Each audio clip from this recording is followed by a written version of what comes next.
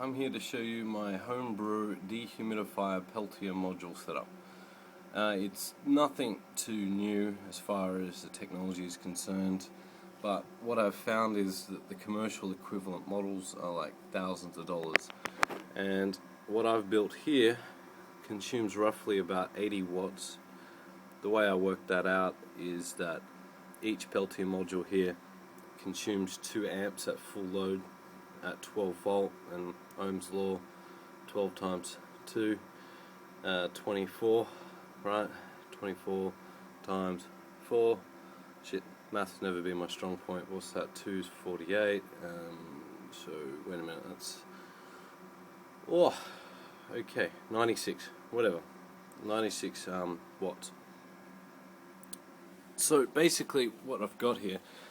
It's just a computer power supply, just temporary measure to get the volts and amps required. A fan at the end of the tube here, which blows the air down the tube.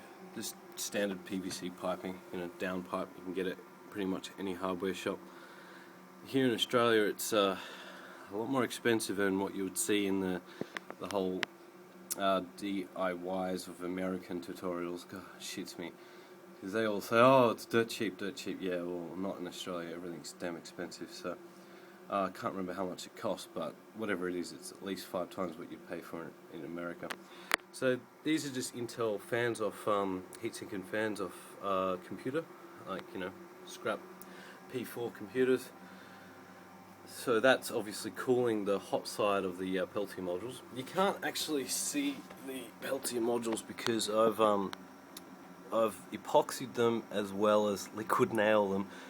Now I was a bit unsure if the liquid nail would cope with the hot and cold extremities, but it seems to be alright. It's all hardened up. Well, I don't want to move this too much. So basically, what's happening here is it's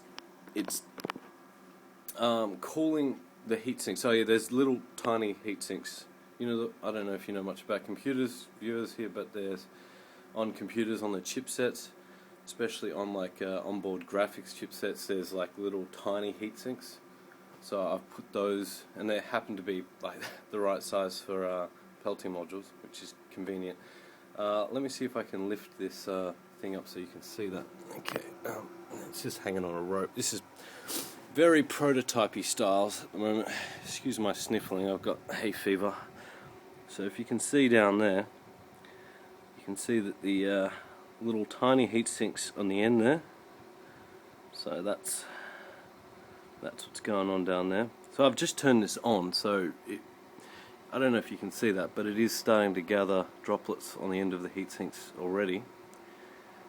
I might make another video after it's been on for several hours. For the time being, I just wanted to make a video because although Peltiers have been around for a while, and the Seebeck effect and what have you, I mean that's been around 100 years or whatever. This kind of gathering of water is fairly untapped as far as the home market's concerned. I mean, you can buy the commercial ones, the ones that cost you like $2,000 for the base model. They look like big ass water coolers, and you basically plug it in and walk away, and it dehumidifies the air, drips down to like a reverse osmosis, water filtration, what the hell have you.